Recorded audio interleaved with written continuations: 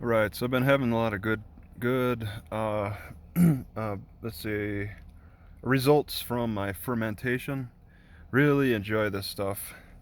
As disgusting as it may appear on the surface, this is the fruit jar.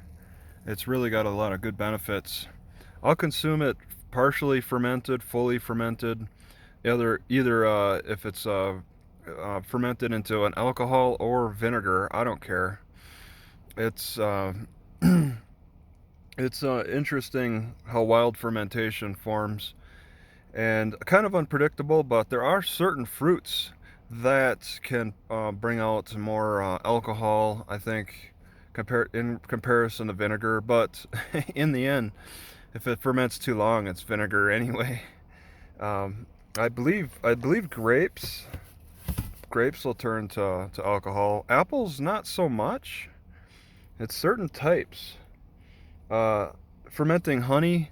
I've been doing a lot of that. I've been doing that to supplement the lack of fermentation with my vegetables.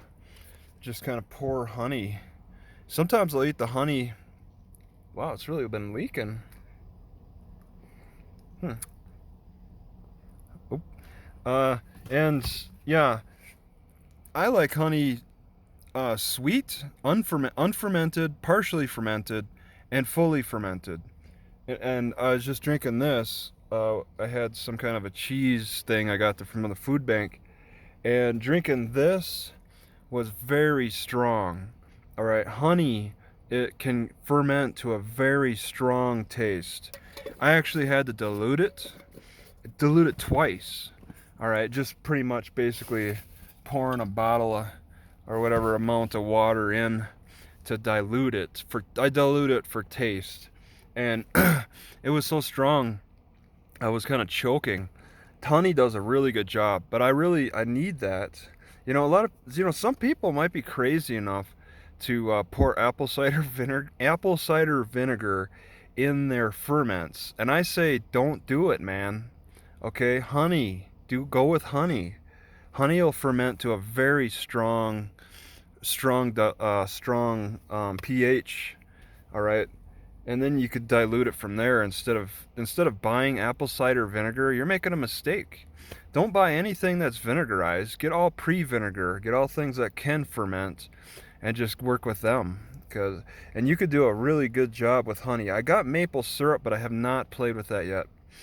Um, but I find it interesting how I can handle. I prefer ferments in the hot weather, and I prefer the sugars in the cold weather. And it seems to go along with the fermentation cycles in general. I mean, when it's colder, it can't ferment much, so you're stuck with a sugary substance. And in the summer, things can ferment crazy. Like I had a jar explode. That was my last video before this.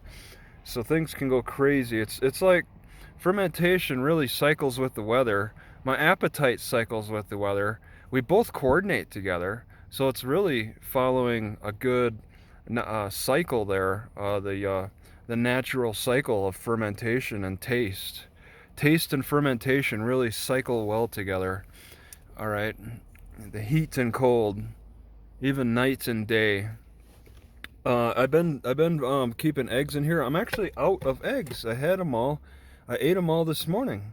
I think the longest I fermented eggs, I put pickled eggs or whatever. That's partly why I got eggs in here, or no, I had eggs in here. But when I put eggs in here, partly why I use honey. Okay, so I get that strong fermentation to make extra sure that nothing wrong happens.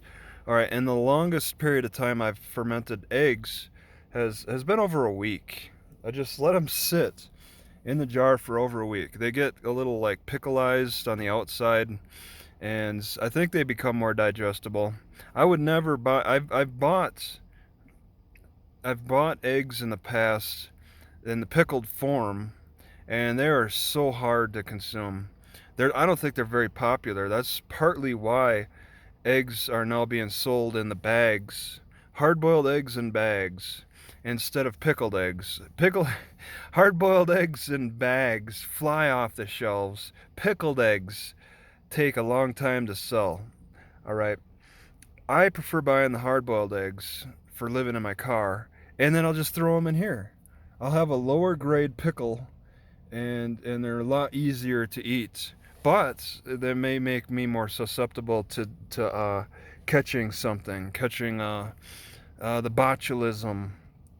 And I can't say I've had any bad problems with health issues lately, and especially with consuming these.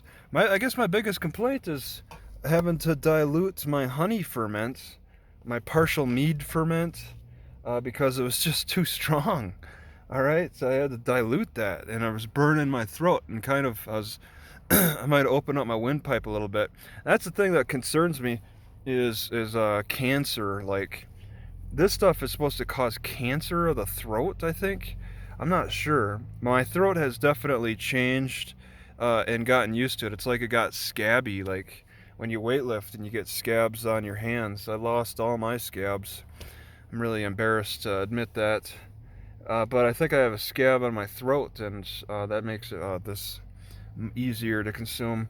Um, I keep I keep 6 jars. I have a seventh now that sits below, and that seems to be fermenting pretty good. That seventh, I rarely touch it, and it's in the dark all the time. This is a real experiment.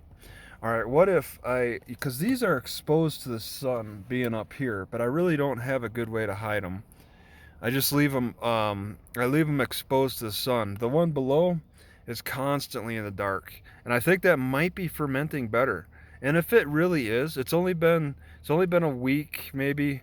If it really does show a better, like, it gives me a better ferment. It's weird. I don't know. Like, light's got to be a bit of a factor, and these amber jars aren't exactly blocking all light, so that might be affecting my ferments. But we'll see. I'll give this time. I don't touch it. I don't stir it much below. It did not develop a white film on top, which makes me wonder if the sun could be partly responsible for the white layer on top. I'll find out.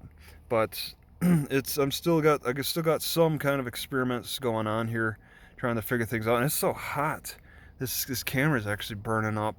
It could die. I don't have really anything else to say. Just reporting that the ferments are still going strong and successful.